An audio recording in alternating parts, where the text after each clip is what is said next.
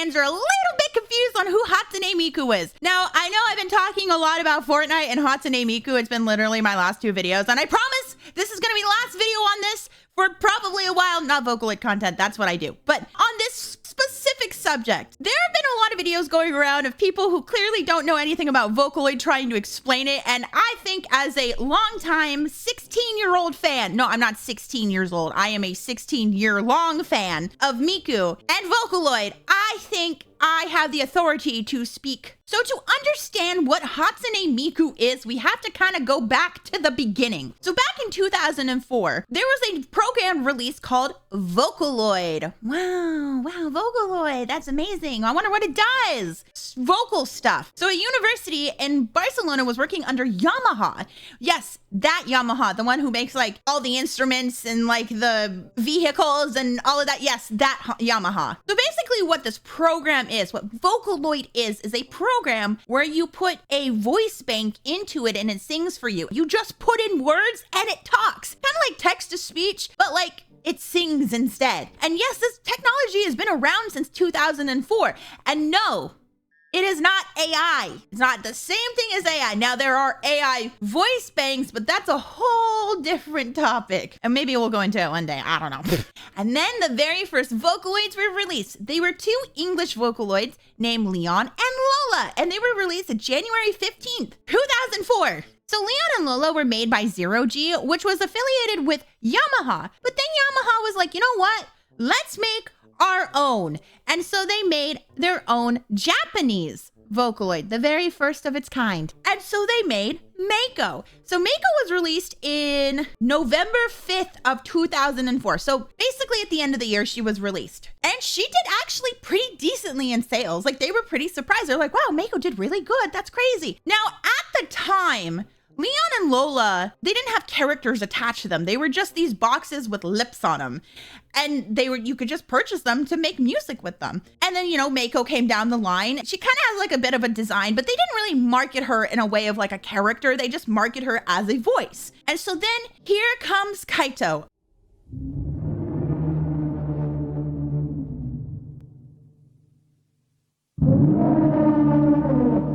Oh, Kaito. I adore Kaito with all my heart. This poor boy did not do well. He did not do well at all. He was actually an industry flop. They were like, yeah, Mako's did great, so Kaito's gotta do good. No, he did really bad. So to put into perspective how well that Mako did in comparison to Kaito, Mako sold over 3,000 units, which was great.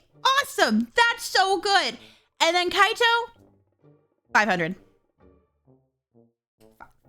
500. He sold 500. To be considered successful, he needed to sell like 1,000 copies. So he was like an industry flop. So Yamaha at that point decided, they were like, you know what? We're gonna sell them. We want to sell them. And so they sold them to Crypton Future Media. So after they sold both Kaito and Mako to Yamaha, they then were like, okay, we have to release a Vocaloid that's gonna do really, really, really well. So they decided instead of hiring singers, they hired a voice actress. And that voice actress was Saki Fujita, who is also the voice of Ymir from Attack on Titan. And then on top of that, they decided to make a character along with it that you basically would purchase along with the voice. So here comes virtual pop star idol Hatsune Miku, because at the time, idols started to really take off in Japan, and they were like, you know what? Let's take advantage of the rise of idols and make a virtual idol and market it in our Vocaloid program. And that's how Miku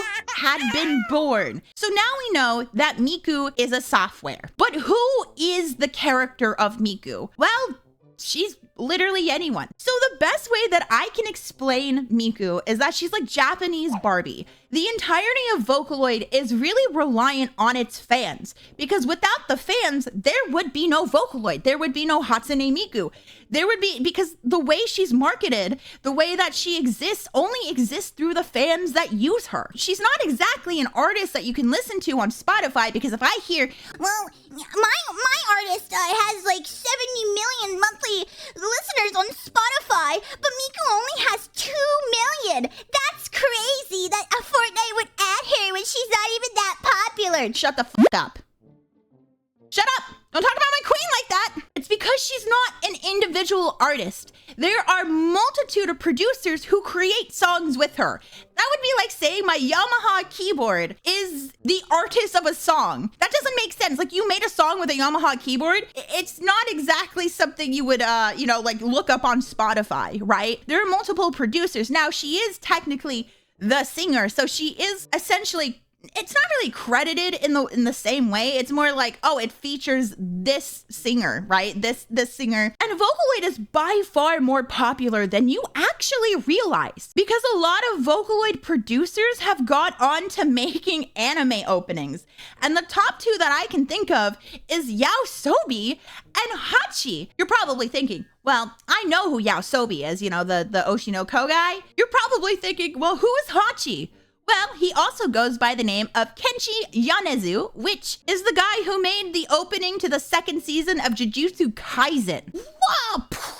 Mind-blowing! So yes, a lot of Vocaloid producers have gone on into doing music in the industry. I mean, they always made actual music, but like they've gone on into making music in the industry. Like Teddy Lloyd and Giga P have done stuff together. Heck, Giga P is the one who did I don't know how to say this name of the song, the Triple I song 3, I don't know, the one with Marine and Kobo from Hololive. Like, he's the one who like helped produce that song, because at the end you hear like Giga with Len. Vocaloid producers have gone on to do crazy things, and it all started with Miku. Essentially, Miku could literally be anything. She could be a child, she could be an adult woman, she could be a priest, she could be a princess, she could be a sukeban, she could be a wrestler, she could be an idol, she can literally be whatever you want her to be. And so that's exactly who Hatsune Miku is that she's whoever you want her to be, and that's just kind of it. There's not really much to her personality or anything. Like, yeah, she has a million things. She has figures, she has manga,